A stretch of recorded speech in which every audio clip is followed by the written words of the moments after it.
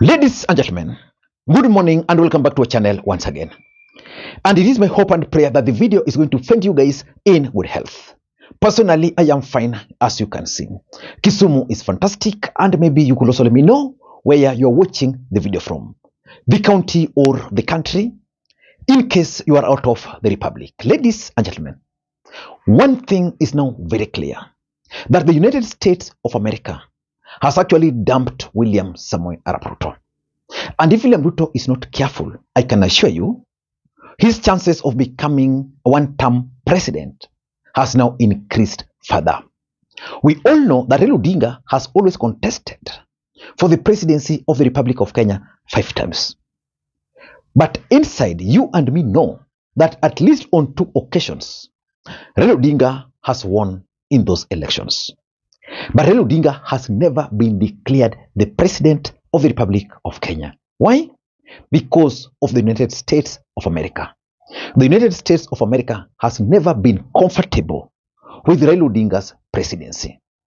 And in the last election, you were alive when you saw the US ambassador to Kenya, Meg Whitman, right at the borders of Kenya, personally monitoring and supervising the elections. And the outcome she wanted, or the American government wanted, was one: William Ruto's presidency. In this video, ladies and gentlemen, I want to explain to you guys in this video why the move by the United States of America is going to affect William Ruto in a very big way. Let me begin this video by asking you this simple question. Who is the current US ambassador to Kenya? The answer is Mark Dillard. And the question is, why is Mark Dillard not as vocal as, say, Meg Whitman? Because Meg Whitman would even go to this length. Kenya is the most stable democracy in Africa. Kenya is the gateway to the East Africa market of almost 500 million consumers. Kenya is the regional logistics hub. Kenya is the leading regional financial hub. And Kenya, with its Silicon Savannah and super smart engineers, is the region's ICT hub.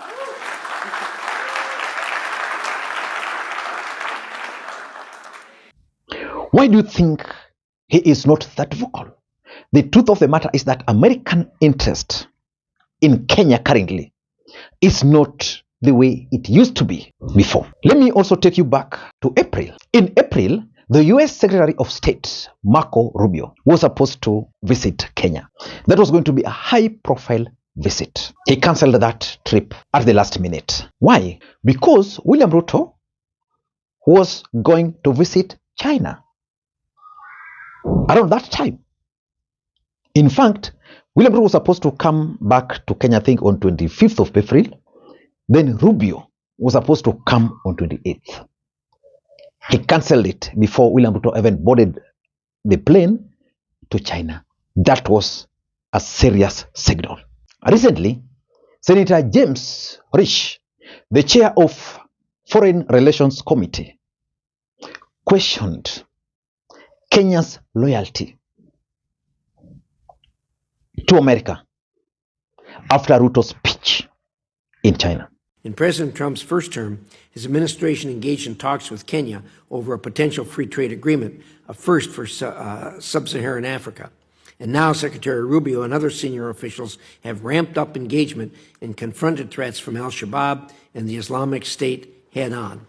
But these efforts cannot be siloed. They must be part of a broad strategic effort to protect American interests in Africa while also protecting the U.S. taxpayer's pocketbook. Many African nations maintain troubling ties with China, including key national security partners. Just last month, President Ruto declared that Kenya, a major non-NATO ally, and China are co-architects of a new world order. That's not just alignment to China, it's allegiance. I submit for the record the text of that speech. I'm going to enter it in the record at the conclusion of the hearing that describes this. Relying on leaders who embrace Beijing so openly is an error. It's time to reassess our relationship with Kenya and others who forge tight bonds with China. And it isn't just an embracement of China, but also the, quote, new world order, end quote. Still, there are countries where meaningful engagement is possible, but only with sober judgment and clear-eyed realism. We must stop building U.S. policy in Africa around individual leaders and instead focus on strengthening institutions, expanding private sector ties, and empowering the region's young and dynamic populations. Watching President Ruto with the Chinese holding hands and talking about a new world order is just stunning. After all the work and effort we've put in there, and to see him talking about a new world order, you know, the new world order was constructed by the United States and democracies, capitalist countries that are human rights loving countries, and the new world order that these countries are talking about is being constructed by the autocracies, the outright communists, socialists, people who have no respect for human rights. It's stunning to hear countries talk about wanting to join or promote that world order when the world order that was constructed after World War II has served us so really well. Certainly not perfectly, but then again, the world isn't a perfect place, but so much better than what you'd see if the autocrats took over. It's discouraging to hear that, and part of it, I think, is tied to the fact that when we do things in Africa, they seem to be individual-centric instead of a country-centric. We don't focus on institution, we focus on individual. Ladies and gentlemen, it has reached that level. I saw Mudavadi with the US Secretary of State, Marco Rubio, the other day. Probably Mudavadi went to try and sort out the misunderstanding after William Ruto's visit to China. But the truth of the matter is that as things stand today, the US government is not with Ruto. Why? That's exactly what I want to explain to you guys on this video. But before you do that, for those who are watching this channel for the first time, please take a second or two, click the subscribe button so that next time we produce a video like this, YouTube will automatically notify you.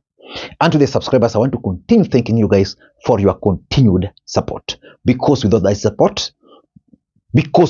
support, this channel cannot be where it is. Ladies and gentlemen, without any further ado, allow me to dive in. The first reason why these guys are dumping Kenya is because of William Ruto's diplomatic blunders. You see, the thing is, just like Musalia Mudavadi was trying to explain, and that's the honest truth, Kenya is a sovereign state. And no country can actually choose who should be Kenya's friends. The U.S. is unhappy, Waziri. No. The U.S. Senate is unhappy. Maybe that's better. Because you said the U.S. is unhappy, and I've told you no. Okay? First of all, let's put it in context.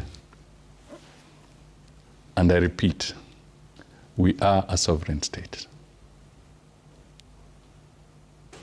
It's absolutely important. There's a famous saying that the Englishman's heart is his castle. So no matter our size, no matter the state of our nation, there's one thing we must always safeguard: the sovereignty of our state and our nation. The right to choose our friends and how to work with our friends. The same way, Americans are also saying nobody can choose for them their friends. And for them, they're very clear. For them, they're very clear on one thing, that they don't want anybody, any African leader, associating with China. They're going to cut ties. So William Ruto decided to go to China, which was a good move if you were to ask me. But probably he didn't realize the implication. I think these guys are now using that part of his speech. Listen in. Kenya and China are not merely trade partners. We are co-architects of a new world order, one that is fair, inclusive, and sustainable. To express their disappointment. So that's number one. Number two, which is also very clear, is that the moment Donald Trump took over from Joe Biden, William Ruto and Kenya government were to suffer. Why am I saying this? The interest of Donald Trump is completely different. Donald Trump, I think, in my view, does not have serious interest in Africa. But Joe Biden had serious interest in Africa. And Kenya being a strategic partner, they had to ensure that someone like Ruto took over. And they had to ensure that after taking over, they had to ensure that William Ruto was elevated. That's why he could talk like this. More voices, more perspectives at the table. The United Nations must continue to preserve peace, prevent conflict, and alleviate human suffering. And we embrace nations stepping up to lead in new ways and to seek new breakthroughs on hard issues. For example, on Haiti, the Caribbean community is facilitating a dialogue among Haitian society. I think President Ruto of Kenya, I thank him for his willingness to serve as the lead nation of a UN-backed security support mission. I call on the Security Council to authorize this mission now. The people of Haiti cannot wait much longer. We need more voice. Tell me if Donald Trump can go to a podium and mention William Ruto's name. He can't do that. He can't do that. The American interest cannot be served when you are sleeping with China. And lastly, I think William Ruto has failed America. You see, William Ruto wants to work with Russia. By that time, of course, Donald Trump might not have a problem with that. He wants to work with Russia. He wants to work with China. Ukraine is there. The other day, it's in a very awkward situation. Back at home, the kind of mails Kenyans are sending to America regarding human rights and all those other things, in their view, Kenya has failed. I was talking to someone, and he told me that the reason why Raila Odinga is working with William Ruto is because of the American government. American government realized that William Ruto's government had actually failed. It had lost favor with the Kenyans. And therefore, they needed to stabilize that government. Because, of course, they need the government. They needed to stabilize William Ruto's government. And for them to stabilize William Ruto's government, they needed to bring Raila Odinga on board. At the same time, they don't want the opposition to die, because they realize William Ruto's weaknesses, and therefore they believe that for William Ruto to perform, he must have a serious opposition checking on him. And that's why some ODM members are in government in the name of experts, while others like Sifuna are making noise outside here. Ladies and gentlemen, I don't know what you think, but that's my take. And by the way, before I conclude, let me just tell you a story which someone told me, that you see, in the last election, Raila Odinga actually was favored by the US. But William Ruto hired some lobby in the US. You know the work of this lobby, they destroy your reputation, they can build your reputation. So William Ruto hired some lobby which really destroyed the image of Raila Odinga in the eyes of the US government. And the US government was convinced that if Raila Odinga were to take over, then Raila was going to look east.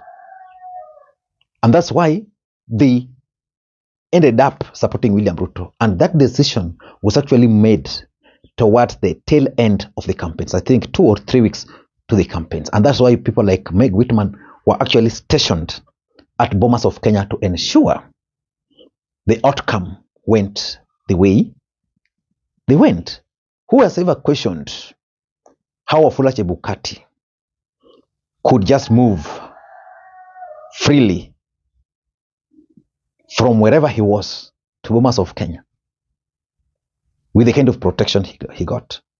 while William Ruto was out of government. That was the work of the United States of America. Ladies and gentlemen, until next time, this is Lee Makwiny. Bye-bye.